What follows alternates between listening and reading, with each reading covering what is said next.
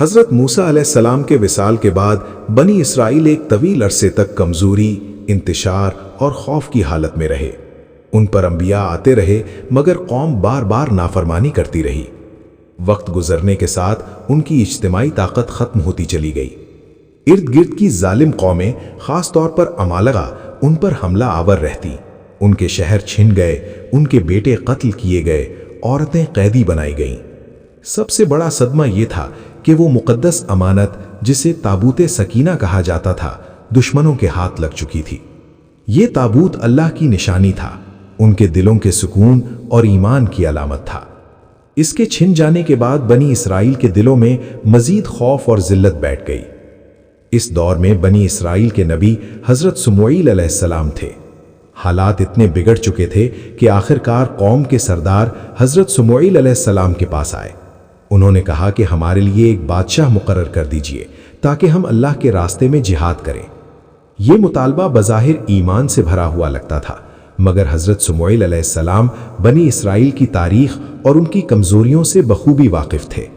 آپ نے فرمایا کہ اگر تم پر جہاد فرض کر دیا گیا تو کہیں ایسا نہ ہو کہ تم پیچھے ہٹ جاؤ۔ انہوں نے بڑے یقین سے جواب دیا کہ ہم کیوں نہ لڑیں؟ ہمیں ہمارے گھروں سے نکال دیا گیا ہے اور ہمارے بچوں کو ہم سے چھین لیا گیا ہے۔ اللہ تعالیٰ نے حضرت سموئیل علیہ السلام کو حکم دیا کہ بنی اسرائیل کے لیے ایک بادشاہ مقرر کر دیا جائے۔ حضرت سموئیل علیہ السلام نے اعلان کیا کہ اللہ نے تم پر طالوت کو بادشاہ مقرر کیا ہے۔ یہ سن کر قوم میں شور مچ گیا۔ لوگوں نے حیرت اور اعتراض کے ساتھ ایک دوسرے کو دیکھا۔ انہوں نے کہا کہ طالوت ہم پر کیسے حکومت کر سکتا ہے؟ ہم اس سے زیادہ حقدار ہیں۔ وہ نہ کسی شاہی خاندان سے ہے اور نہ اس کے پاس مال و دولت ہے۔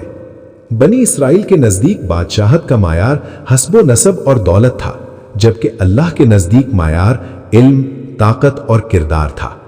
طالوت ایک عام گھرانے سے تعلق رکھتا تھا، نہ وہ امیر تھا، نہ مشہور، نہ کسی بادشاہ کا بیٹا، مگر اللہ نے اسے علم میں وسعت دی تھی اور جسمانی طاقت عطا کی تھی۔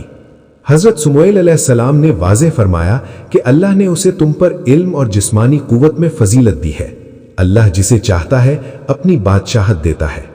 اس کے باوجود بہت سے لوگوں کے دل مطمئن نہ ہوئے۔ پھر حضرت سموئیل علیہ السلام نے ایک نشانی بیان کی۔ آپ نے فرمایا کہ طالوت کی بادشاہت کی علامت یہ ہوگی کہ تمہارے پاس تابوت سکینہ واپس آ جائے گا، جس میں تمہارے رب کی طرف سے سکون ہے، اور موسیٰ علیہ السلام اور ہارون علیہ السلام کے خاندان کی کچھ متبرک نشانیاں ہیں، اور فرشتے اسے اٹھا کر لائیں گے۔ یہ بات سنتے ہی قوم خاموش ہو گئی، کیونکہ تابوت کا معاملہ ان کے لیے سب سے زیادہ اہم تھا۔ اس وقت تابوت دشمن قوم کے پاس تھا، مگر اس کے ساتھ ان پر مسلسل آفتیں آ رہی تھیں۔ بیماریاں پھیل گئیں، اموات ہونے لگیں، خوف اور بے چینی نے ان کے دلوں کو گھیر لیا۔ آخرکار وہ سمجھ گئے کہ یہ سب تابوت کی وجہ سے ہو رہا ہے۔ انہوں نے تابوت کو ایک گاڑی پر رکھا، بیلوں کے ساتھ باندھا اور بغیر کسی انسان کے حوالے کے چھوڑ دیا۔ اللہ کے حکم سے وہ گاڑی سیدھی بنی اسرائیل کی طرف چل پڑی۔ جب تابوت واپس پہنچا تو بنی اسرائیل کے دلوں کو سکون ملا اور انہیں یقین ہو گیا کہ طالوت واقعی اللہ کا منتخب کردہ بادشاہ ہے۔ اس کے بعد طالوت نے جہاد کی تیاری شروع کی۔ یہ صرف ہتھیاروں کی تیاری نہیں تھی، بلکہ ایمان کی آزمائش تھی۔ جب لشکر روانہ ہوا تو راستے میں طالوت نے اعلان کیا کہ اللہ تمہیں ایک دریا کے ذریعے آزمائے گا۔ جو شخص اس دریا سے پیٹ بھر کر پانی پیے گا وہ میرا ساتھی نہیں ہوگا، اور جو صرف ایک چلو پانی لے گا وہ میرے ساتھ رہے گا۔ یہ حکم سننے میں آسان تھا، مگر حقیقت میں نفس پر قابو پانے کا سخت امتحان تھا۔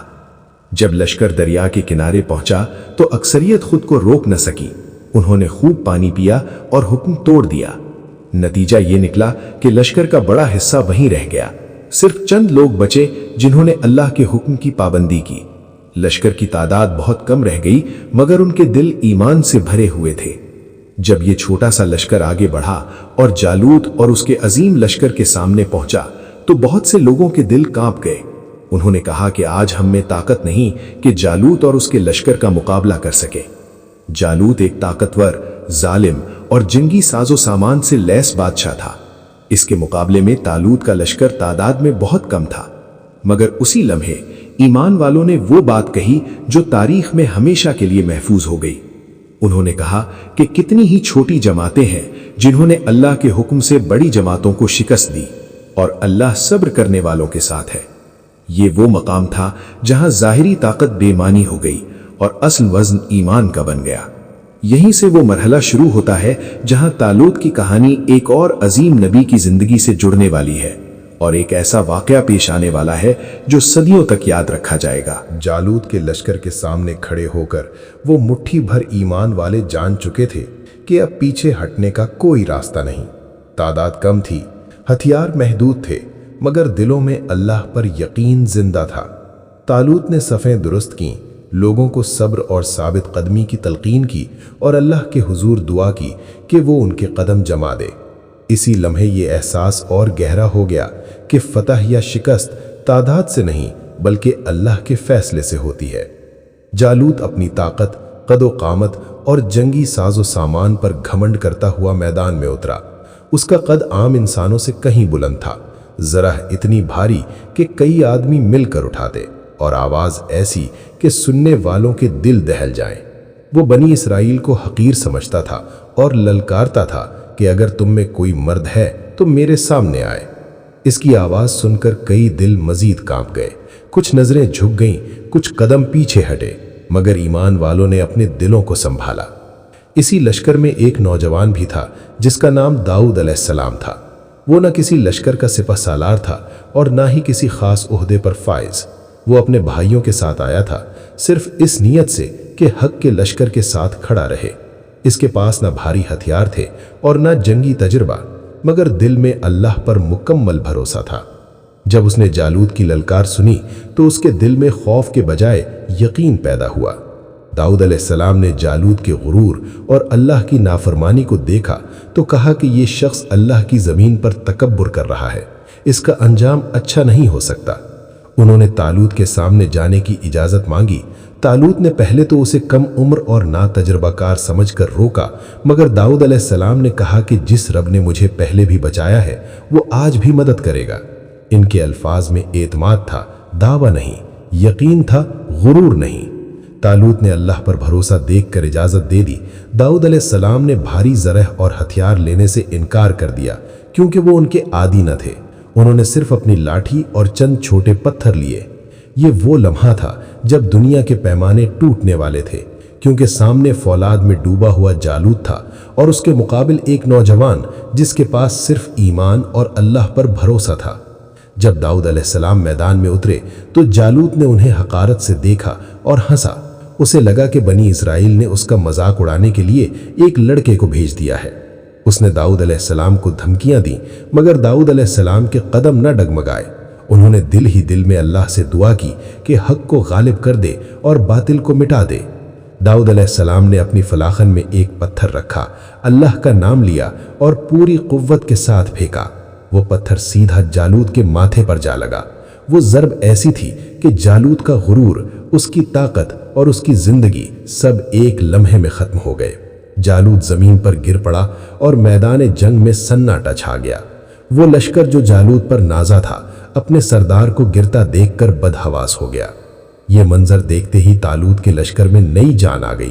ایمان والوں نے اللہ کا شکر ادا کیا اور دشمن پر ٹوٹ پڑے۔ جالوت کے لشکر پر خوف طاری ہو گیا، ان کے قدم اکھڑ گئے اور وہ میدان چھوڑ کر بھاگنے لگے۔ اللہ نے تھوڑی سی جماعت کے ذریعے ایک بڑی اور طاقتور فوج کو شکست دے دی تاکہ یہ حقیقت واضح ہو جائے کہ مدد صرف اللہ کے ہاتھ میں ہے۔ اس فتح کے بعد بنی اسرائیل نے اپنی آنکھوں سے اللہ کی نصرت دیکھی۔ داؤد علیہ السلام جنہیں پہلے کوئی نہیں جانتا تھا اب سب کی نظروں میں آ گئے۔ لوگوں نے سمجھ لیا کہ اللہ جسے چاہے عزت دے دیتا ہے۔ طالوت نے بھی داؤد علیہ السلام کی بہادری اور اخلاص کو پہچان لیا۔ یہ فتح صرف ایک جنگ کی جیت نہیں تھی بلکہ بنی اسرائیل کے لیے ایک نیا موڑ تھا۔ اللہ تعالیٰ نے اس واقعے کے بعد داؤد علیہ السلام کو خاص مقام عطا کیا۔ وقت کے ساتھ انہیں حکمت اور نبوت دی گئی اور ان کے ہاتھوں حق کو مزید تقویت ملی۔ یہ سب اس دن کی بنیاد پر ہوا جب ایک نوجوان ایمان کے ساتھ میدان میں اترا اور اللہ نے اس کے ذریعے باطل کا سر کچل دیا۔ جالوت کی ہلاکت کے بعد میدان جنگ میں خاموشی ٹوٹ چکی تھی۔ دشمن کی فوج بدحواس ہو کر بھاگ چکی تھی اور بنی اسرائیل پہلی بار طویل عرصے بعد فتح کا مزہ چکھ رہے تھے۔ یہ فتح صرف تلوار کی نہیں تھی بلکہ ایمان کی تھی۔ तालूत अपने लश्कर के साथ वापस लौटे तो कौम ने उनका इस्तकबाल एक फातिह बादशाह के तौर पर किया। वही लोग जो कभी उनकी बादशाहत पर एतराज कर रहे थे, अब उनकी क़यादत को अल्लाह का फैसला मान चुके थे। इस जंग के बाद दाऊद अलैहिस्सलाम बनी इसराइल में ख़ास पहचान बन गए। लोग उनकी जुर्रत, सादगी और अल्लाह पर भरोसे की बातें करने लगे। तालूत ने भी उन्हें अपने करीब रखा क्योंकि वो जान चुके थे कि ये नौजवान आम नहीं है। दाऊद अलैहिस्सलाम न सिर्फ दिलेर थे बल्कि नर्म दिल, इंसाफ पसंद और अल्लाह के जिक्र में मशगूल रहने वाले थे। वो जंग के बाद भी आजिज़ी से रहते, ना गुरूर आया और ना शोहरत ने उनके दिल को बदला। वक्त गुजरता गया, तालूत की हुकूमत मजबूत होने लगी। दुश्मन वक्ती तौर पर पसपा हो चुके थे, मगर बनी इसराइल के अंदर एक और आजमाइश जन्म ले रही थी। ये आजमाइश दुश्मन की नहीं बल्कि अपने दिलों की थी। जब अल्लाह किसी कौम को फतह देता है तो उसके बाद शुक्र या गुरूर का इम्तिहान आता है। बनी इसराइल की तारीख गवाह है कि वो अक्सर इस मरहले पर ठोकर खा जाते थे। दाऊद अलैहिस्सलाम की मकबूलियत बढ़ती गई, लोग उनके जिक्र में मोहब्बत से बात करने लगे। बाज दिलों में हसद ने जगह बना ली। कुछ लोग ये सोचने लगे कि अगर दाऊद अलैहिस्सलाम इतने मकबूल हो गए तो कहीं ये तालूत की हुकूमत के लिए खतरा ना बन जाए।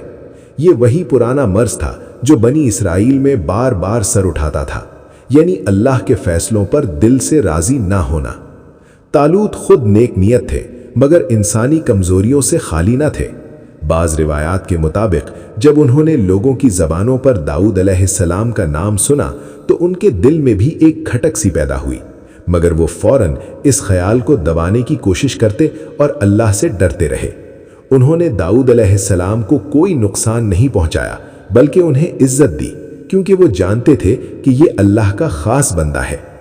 इसी दौरान अल्लाह ताला ने दाऊद अलैहिस्सलाम को मजीद आजमाइशों से गुजारना शुरू किया। उन्हें हिकमत अता की गई, फैसलों में दानाई दी गई और दिल को अल्लाह के जिक्र से जोड़ दिया गया। वो पहाड़ों और परिंदों के साथ अल्लाह की तस्बीह करते और उनकी आवाज़ में ऐसी तासीर थी कि सुनने वालों के दिल नरम हो जाते। ये सब इस बात की अलामत था कि अल्लाह उनके लिए एक बड़ा मकाम तैयार कर रहा है। तालूत की जिंदगी भी अब आखिरी मराहिल की तरफ बढ़ रही थी। उन्होंने अपनी जिम्मेदारी अदा की। उन्होंने बनी इसराइल को दोबारा एक कौम की शक्ल दी, दुश्मन के सामने खड़ा होना सिखाया और अल्लाह के हुक्म के मुताबिक हुकूमत की। उनकी बादशाहत का मकसद इक़्तिदार नहीं बल्कि इस्लाह था।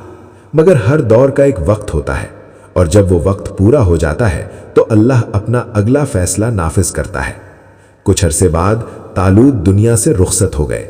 उनके जाने के बाद बनी इसराइल के सामने क़यादत का सवाल फिर खड़ा हो गया, मगर इस बार हालात मुख्तलिफ थे। इस बार लोगों ने अपनी आंखों से अल्लाह की निशानियों को देखा था, ईमान वालों की फतह देखी थी और दाऊद अलैहिस्सलाम के किरदार को पहचान लिया था। अब क़यादत के लिए किसी हस्बो नसब या दौलत की बहस नहीं रही थी। अल्लाह ताला ने दाऊद अलैहिस्सलाम को बादशाहत अता की और साथ ही नबूवत का शर्फ भी बख्शा। यूं वो नबी भी थे और बादशाह भी। उन्होंने अदलो इंसाफ के साथ हुकूमत की, अल्लाह के हुक्म के मुताबिक फैसले किए और बनी इसराइल को एक मजबूत और मुनज़्ज़म कौम बनाया। ये सब इस तवील जिद्दोजहद का नतीजा था जो तालूत के दौर से शुरू हुई थी। ये मरहला बनी इसराइल के लिए एक बड़ी नेमत था, मगर आजमाइशें अभी ख़त्म नहीं हुई थी। ताकत मिलने के बाद शुक्र का इम्तिहान और हुकूमत मिलने के बाद अदल का इम्तिहान बाकी था। यही वो मकाम है जहां ये कहानी अपने आखिरी हिस्से की तरफ बढ़ती है, जहां अंजाम, सबक और असल पैगाम सामने आता है। दाऊद अलैहिस्सलाम को जब बादशाहत और नबूवत मिली तो ये महज एक एजाज नहीं था बल्कि एक भारी जिम्मेदारी भी थी। अल्लाह ने उन्हें इक्तदार इसलिए नहीं दिया था कि वो दुनियावी शान दिखाएं, बल्कि इसलिए कि बनी इसराइल को अदल, तकवा और अल्लाह की बंदगी की तरफ वापस लाया जाए। दाऊद अलैहिस्सलाम ने हुकूमत संभालते ही सबसे पहले इंसाफ को बुनियाद बनाया। अमीर और गरीब, ताकतवर और कमजोर सब उनके नजदीक बराबर थे। उनका दरबार सादगी की मिसाल था, जहां फैसला ख्वाह किसी के खिलाफ हो, हक के मुताबिक होता था।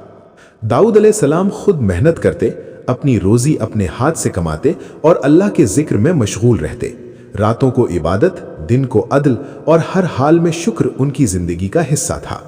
अल्लाह ने उन्हें ज़बूर अता की जिसमें नसीहत, हिकमत और अल्लाह की हम्द थी। जब वो ज़बूर पढ़ते तो पहाड़ और परिंदे भी अल्लाह की तस्बीह में उनके साथ शामिल हो जाते। ये इस बात की अलामत थी कि जब दिल खालिस हो तो कायनात भी हम आवाज हो जाती है। बनी इसराइल ने इस दौर में वो सुकून देखा जो उन्हें मुद्दतों से नसीब नहीं हुआ था। दुश्मनों में उनका रौब बैठ गया, मगर इस रौब की बुनियाद जुल्म नहीं बल्कि अदल था। दाऊद अलैहिस्सलाम हर फैसले में अल्लाह से डरते और ये जानते थे कि असल बादशाहत अल्लाह की है। यही वो फर्क था जो तालूत और दाऊद अलैहिस्सलाम के दौर को पिछले अदवार से मुमताज करता था। इस पूरी कहानी में तालूत का किरदार भी अपनी जगह बहुत अहम है। वो एक आम शख्स थे जिन्हें अल्लाह ने सिर्फ इसलिए चुना कि वो इस जिम्मेदारी के अहल थे। उन्होंने अपनी जिंदगी में ना दौलत जमा की, ना गुरूर किया, बल्कि अल्लाह के हुक्म के मुताबिक कौम को मुनज़्ज़म किया, जिहाद के लिए खड़ा किया और हक के रास्ते पर चलाया। अगर तालूत ना होते तो वो बुनियाद कभी कायम ना होती जिस पर दाऊद अलैहिस्सलाम की मजबूत हुकूमत खड़ी हुई। यहाँ बनी इसराइल के लिए एक वाज़ेह सबक था कि अल्लाह की नज़र में असल कदर हस्ब नसब या मालो दौलत की नहीं, बल्कि ईमान, सब्र और इताअत की है। जिन्होंने दरिया के किनारे नफ्स को काबू में रखा वही मैदान जंग में साबित कदम रहे। जिन्होंने हुक्म तोड़ा वो रास्ते ही में पीछे रह गए। इसी तरह जो अल्लाह के फैसले पर राजी रहे वही इज्जत पाते गए। ये कहानी सिर्फ एक कौम या एक दौर की नहीं बल्कि हर जमाने के लिए पैगाम रखती है। जब कौमें अल्लाह के हुक्म को मानती हैं तो कम तादाद के बावजूद गालिब आती हैं, और जब नाफरमानी करती हैं तो कसरत के बावजूद जलील हो जाती हैं। तालूत की नामजदगी, ताबूत सकीना की वापसी, दरिया का इम्तिहान, जालूत की हलाकत और दाऊद अलैहिस्सलाम की बादशाहत, ये सब एक ही हकीकत की कड़ियां हैं कि फैसला हमेशा अल्लाह के हाथ में होता है। यूं तालूत की कहानी अपने अंजाम को पहुंचती है। एक आम शख्स से मुंतखब बादशाह तक का सफर, एतराज से कबूलियत तक का मरहला और कमजोरी से कुव्वत तक की तब्दीली। इसके बाद दाऊद अलैहिस्सलाम की हुकूमत इस बात की गवाही बन गई कि जब बुनियाद तकवा पर हो तो इमारत मजबूत होती है। यही इस पूरी दास्तान का हासिल है और यही वो सच है जो कुरान ने इंसानियत के सामने रखा है।